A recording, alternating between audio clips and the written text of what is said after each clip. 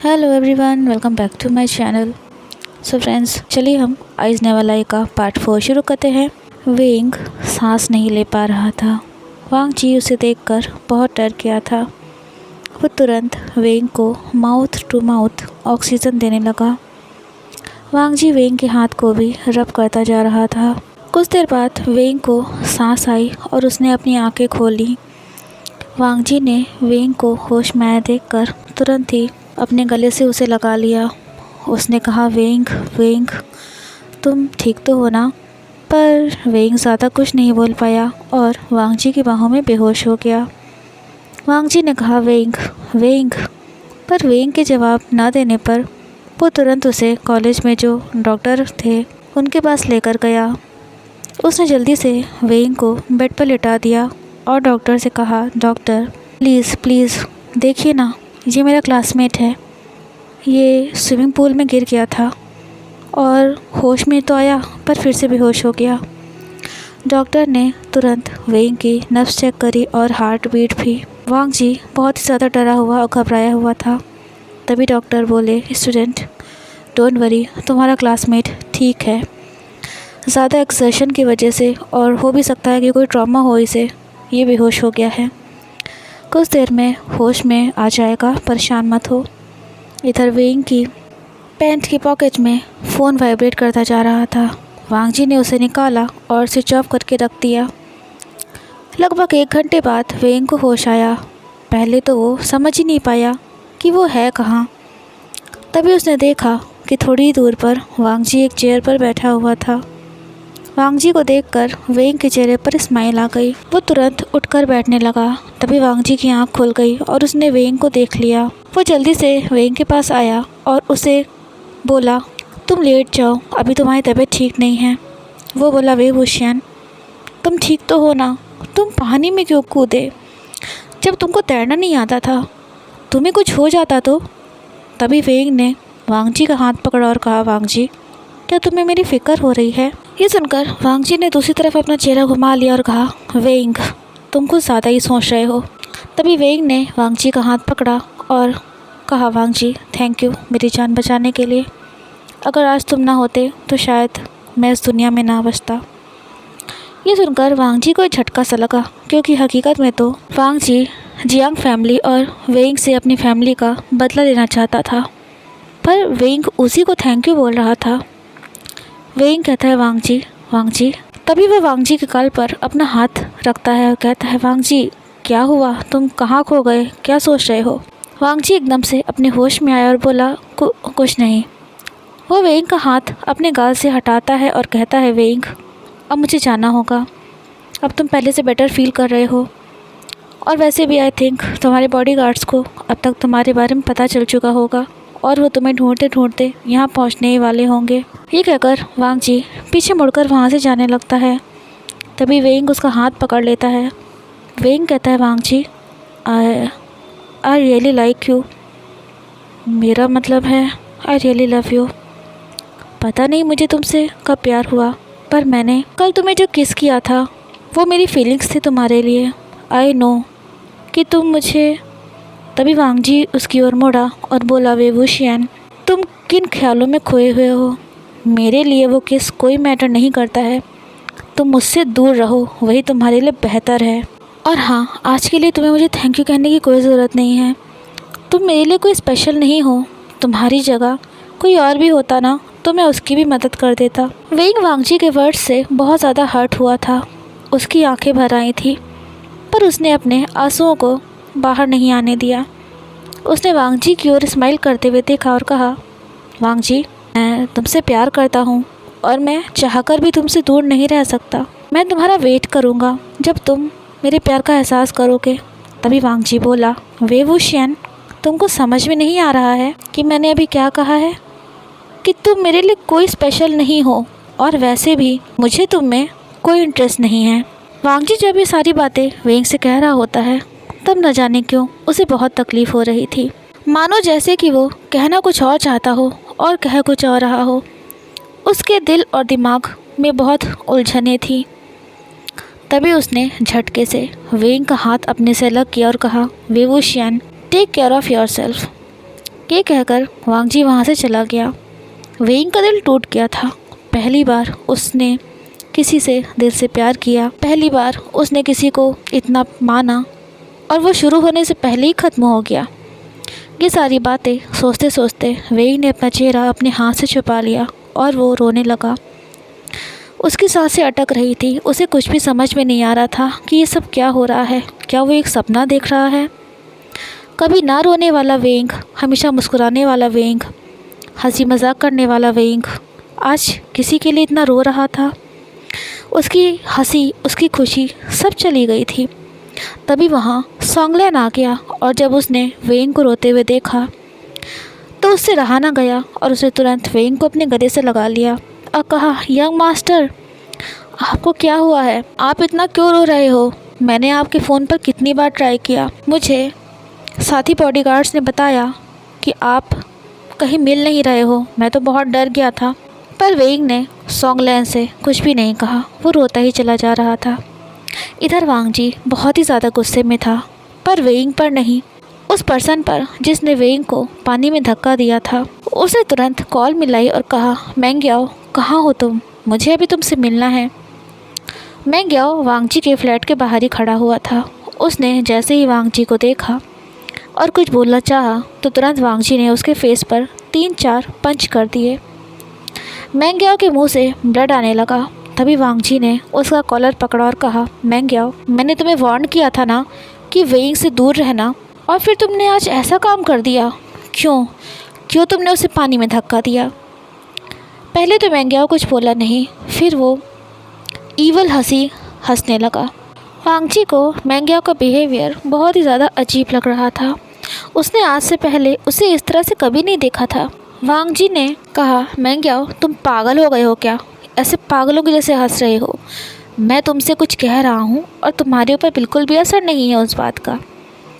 ये सुनकर मैंग्याओ बोला, लान फैमिली का छोटा बेटा जो अपने भाई और अंकल का बदला लेने के लिए अमेरिका से यहाँ आ गया, लगता है अब वो अपनी फीलिंग्स के चक्कर में अपना रिवेंज भूल चुका है। ये सुनकर वांग जी को और ज़्यादा गुस्सा आ गया। उसने कहा, मैंग्याओ, मैं कुछ भी नहीं भूला हूँ। तभी मैंग्याओ बोला, तो फिर तुम्हें आज इतना बुरा क्यों फील हो रहा है? अच्छा था ना अगर वो वेवुशियान आज मर जाता तो जियांग फेंगमियान अपने आप ही फिनिश हो जाता। पर लान वांग जी, तुमने उस वेवुशियान को बचाकर पूरे प्लान पर पानी फेर दिया। अब तो वांग जी का गुस्सा और ज़्यादा बढ़ गया। उसने मैंग्याओ को मारने के लिए अपना हाथ उठाया, पर वो पंच उसके फेस पर मारने की जगह वांग जी ने अपना हाथ दीवार पर मार दिया। वांग जी के हाथ से ब्लड आने लगा था। उसने मैंग्याओ से कहा, आज के बाद तुम मुझे अपनी शक्ल भी मत दिखाना, और हाँ, वेवुशियान से दूर रहना। अगर तुमने उसके साथ कुछ भी गलत किया ना, तो वो दिन तुम्हारी ज़िंदगी का आखिरी दिन होगा। ये कहकर वो मैंग्याओ को दीवार के सहारे पुश करके अपने घर के अंदर चला गया। वांग जी का दिल दिमाग बेहद परेशान था। उसके हाथ से ब्लड आ रहा था। वो सीधा बाथरूम में गया और वॉश बेसिन में अपने हाथों को साफ़ करने लगा। धीमे धीमे उसने अपने हाथ से ब्लड को साफ़ किया। तभी उसे वेइंग का चेहरा याद आने लगता है कि कैसे वेइंग उसे बोल रहा था कि वो उससे प्यार करता है। तभी वांग जी के हाथ में बहुत तेज़ पेन हुआ। उसने कहा, वांग जी, आज तुम्हारे कदम क्यों डगमगा रहे हैं?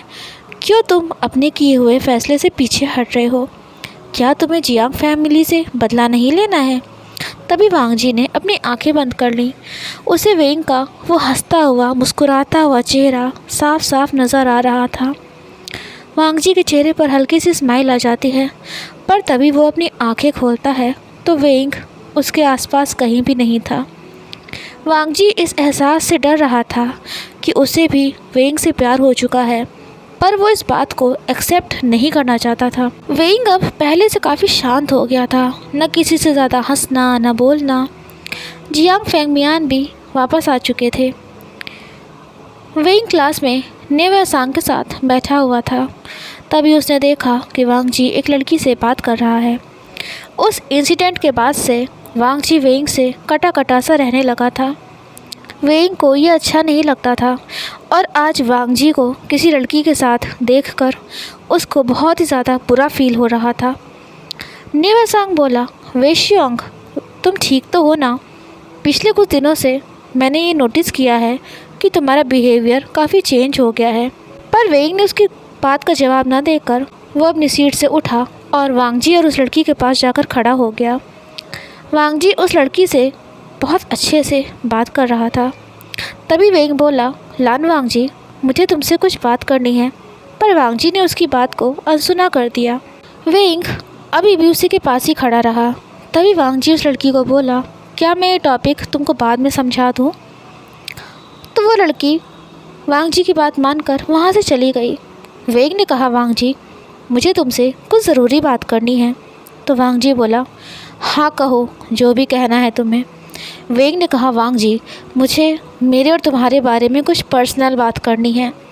वांग जी बोला, वे वुशियन, मैंने तुमसे कहा था ना कि मुझे तुमसे अपने और तुम्हारी पर्सनल लाइफ के बारे में कोई बात नहीं करनी है। जो हुआ था उससे मेरा कोई मतलब नहीं है। तभी वेइंग को न जाने क्या हुआ, उसे क्या फील हुआ, उसने सबके सामने वांग जी के लिप्स पर किस कर लिया। निवेसांग का तो मुंह खुला का खुला ही रह गया। सारे स्टूडेंट्स चौंक गए ये देखकर। वांग जी शॉक्ड हो गया था, उसे कुछ भी समझ में नहीं आया। उसने गुस्से में वेइंग के फेस पर एक थप्पड़ मार दिया। पूरी क्लास शॉक्ड थी ये सब देखकर। वांग जी ने अपना बैग उठाया और वहाँ से जाने लगा। तभी वेइंग ने उसका हाथ पकड़ लिया। वो रो रहा था। वांग जी ये देख लेता है। वो वेइंग का हाथ पकड़ता है और उसे क्लास से बाहर लेकर निकल जाता है। जियांग फेंगमियान के वापस आने की वजह से अब सारे बॉडीगार्ड्स उसी के साथ रहते थे और वेइंग ने भी किसी सिक्योरिटी के लिए मना कर दिया था, क्योंकि ये उसका कॉलेज था, यहाँ उसे क्या खतरा हो सकता था। वांग जी वेइंग का हाथ पकड़कर उसे अपने साथ लिए जा रहा था। वो अपने लॉकर रूम में गया और दरवाज़ा अंदर से बंद कर लिया। वांग जी को बहुत ज़्यादा गुस्सा आ रहा था। उसने वेइंग को दीवार के सहारे पुश कर दिया और कहा, वेइंग, आखिरकार तुम्हारी प्रॉब्लम क्या है और आज ये तुमने क्या किया है?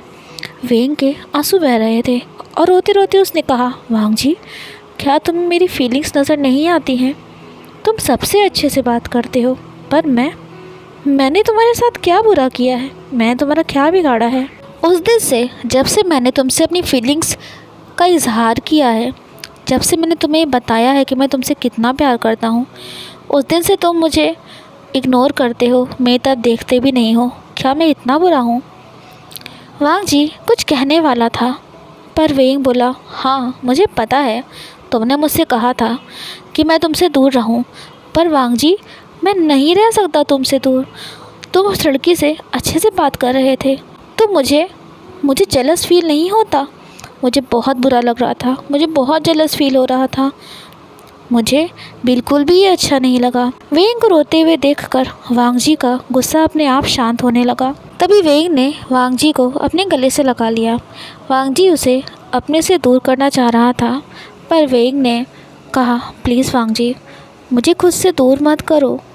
तुम मेरा पहला प्यार हो। वो किस मेरा पहला किस था। वेइंग ने वांग जी को अपनी बाहों में कसकर पकड़ लिया और कहा, वांग जी, जब मुझे पहली बार यह एहसास हुआ कि मुझे तुमसे प्यार हो चुका है, तो मुझे लगा कि ऐसा कैसे हो सकता है, मैं एक लड़के से कैसे प्यार कर सकता हूँ। पर उस दिन जब मैंने तुम्हें किस किया और फिर तुमने मेरी जान बचाई, तो मैं समझ गया कि ये प्यार ही है। वांग जी के दिल दिमाग में कश्मकश चल रही थी, पर वेइंग का प्यार उसके ऊपर भारी पड़ने लगा था। वो बोला, वेइंग। तभी वेइंग वांग जी के लिप्स पर किस करने लगा। आखिरकार वांग जी को वेइंग के आगे हार माननी ही पड़ी। जिस प्यार से, जिस फीलिंग से वो भाग रहा था, वो वांग जी को एक्सेप्ट करनी ही पड़ी। वांग जी ने वेइंग की कमर को टाइटली पकड़ा और उसके लिप्स को सक करने लगा। वेइंग के आंसू बह रहे थे और वो भी वांग जी को पैशनेटली किस कर रहा था। तभी वांग जी ने वेइंग की शर्ट के बटन्स को ओपन किया और वो उसके नेक को लिक करने लगा। वेइंग हेविली मोन करने लगा था, पर उसने अपने मुंह पर हाथ रख लिया ताकि उस रूम के बाहर आवाज़ न चली जाए। तभी वांग जी वेइंग को किस करते करते रुक गया और वो वेइंग से दूर होने लगा। वेइंग बोला, वांग जी क्या हुआ? तभी वांग जी बोला, ये सही नहीं है, मैं तुम्हारे साथ ऐसा नहीं कर सकता, मेरा तुम्हारे साथ रहना ठीक नहीं है। वेइंग का दिल बैठ गया ये सब सुनकर। उसने वांग जी को अपनी बाहों में फिर से भर लिया और कहा, वांग जी प्लीज़ प्लीज़ मुझे खुद से दूर मत करो। और वो वांग जी के लिप्स पर किस करने लगता है। वांग जी भी अब खुद को और नहीं रोक पा रहा था, वो भी वेइंग को किस बैक करने लगता है। तभी लॉकर रूम के डोर पर कोई नॉक करता है तो वांग जी चौंक जाता है।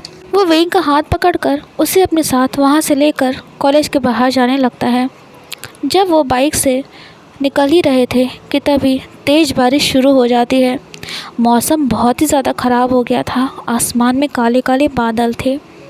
वेइंग ने वांग जी की कमर को कसकर पकड़ रखा था। वो दोनों पूरी तरह से भीग जाते हैं और वेइंग का मैंशन वांग जी के घर से काफ़ी दूर था, इसलिए उन दोनों ने वांग जी के घर जाने का डिसाइड किया। वांग जी को एहसास हो चुका था कि वो भी वेइंग से प्यार करने लगा है। वेइंग जो कि एक माफिया का बेटा था, उसके लिए वांग जी के साथ बारिश में भीगना, उसके इतना नज़दीक होना, वांग जी को टच करना, ये ऐसे एहसास थे जो उसकी ज़िंदगी में पहली बार हुए थे। पर वो अब खुद को वांग जी से एक पल के लिए भी दूर नहीं कर सकता था। सो फ्रेंड्स, कैसा लगा आपको आज का एपिसोड? कमेंट करके ज़रूर बताना। वीडियो पसंद आई हो तो लाइक शेयर कर देना और चैनल को सब्सक्राइब कर लेना। तो फिर इस सीरीज़ के नेक्स्ट पार्ट के साथ आप सबसे जल्द मिलूँगी। Till then take care and bye bye.